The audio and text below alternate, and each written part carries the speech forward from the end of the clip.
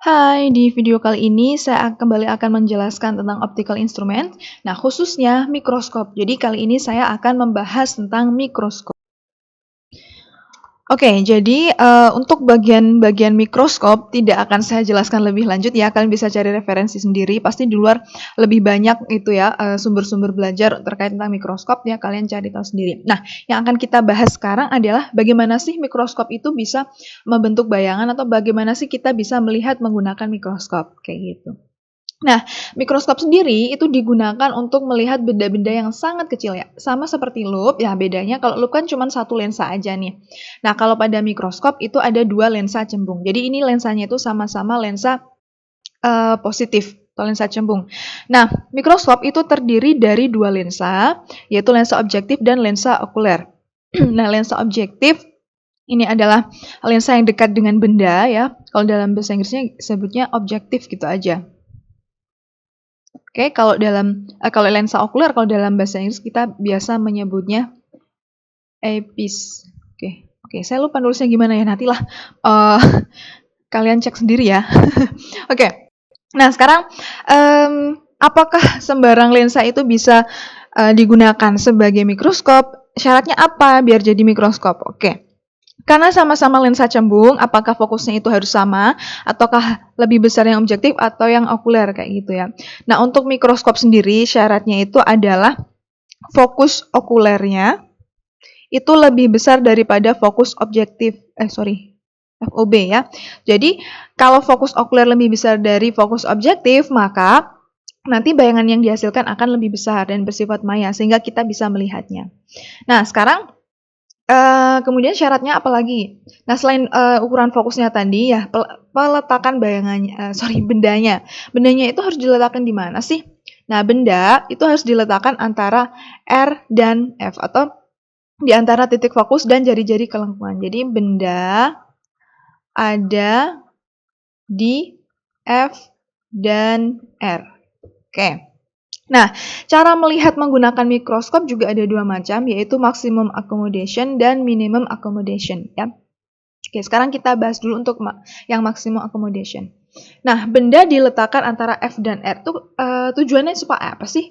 Jadi supaya benda ini nanti terbentuk bayangan di belakangnya objektif. Sehingga bayangan itu akan menjadi benda bagi lensa okuler, kemudian nanti diperbesar lagi. Jadi fungsinya itu ya. Kalau misalnya di depan di antara F dan O objektif, maka nanti bendanya tidak ada di belakang lensa objektif, malah di depannya ya, kayak gitu. Jadi syaratnya harus diletakkan di antara R dan FOB. Oke, sesuai sinar-sinar istimewa, maka di sini benda yang ada di antara F dan R itu akan terbentuk, akan menjadi bayangan di belakang lensa objektif kayak gini. Nah, antara bayangan pertama, jadi ini I1 ya, ini I2 atau bayangan akhir ya. Antara I1 sampai ke lensa objektif. Nah, ini namanya apa? Karena ini bayangan, maka ini adalah S aksen. S aksen lensa apa? Lensa objektif, berarti S aksen OB, kayak gitu. Nah, bayangan ini ya, itu akan menjadi benda bagi lensa okuler, sehingga jaraknya ini adalah S. Untuk lensa okuler, maka SOK, kayak gitu. Nah, berarti dari sini kita bisa tahu panjang mikroskopnya. Jadi panjang mikroskop tuh, yang dimaksud panjang mikroskop itu sebenarnya adalah jarak antara lensa objektif dan lensa okuler. Jadi ini adalah D ya, atau panjang mikroskop. Jadi D itu panjang mikroskop. Oke, nah berarti kalau dari sini kita bisa melihat nih D-nya itu apa? D itu sama dengan S aksen OB ditambah SOK. Oke, jadi panjang mikroskopnya itu adalah jarak bayangan lensa objektif ditambah jarak benda lensa okuler, kayak gitu.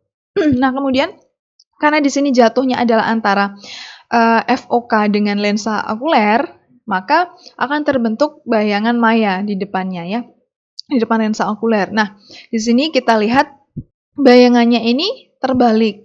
Oh, ternyata berarti selama ini kalau kita pakai mikroskop ya, makanya kalau kita geser-geser, preparatnya, itu kita gesernya ke kanan, kok malah yang kita lihat itu gesernya ke kiri. Nah, itu karena seperti ini ya, bayangannya itu sifatnya terbalik, diperbesar sama maya, kayak gitu. Nah, sekarang perbesarannya bagaimana? Nah, perbesaran pada mikroskop itu adalah perkalian antara perbesaran lensa objektif dengan perbesaran pada lensa okuler, kayak gitu. Nah, konsep perbesarannya itu sama ya dengan konsep lensa. Jadi pada lensa objektif ya, perbesarannya itu sama dengan apa? S aksen OB, oke, per SOB, kayak gitu ya. S aksen OB per SOB. Kemudian ini minus ya. Oke, minus. Oke, kemudian ini MOB ya, MOB. Kemudian kalau M okuler, perbesaran okuler itu sama dengan perbesaran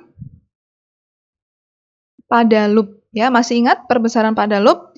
Karena ini adalah maximum accommodation, maka MOK-nya sama dengan SN per F ditambah 1. Nah, F-nya ini siapa?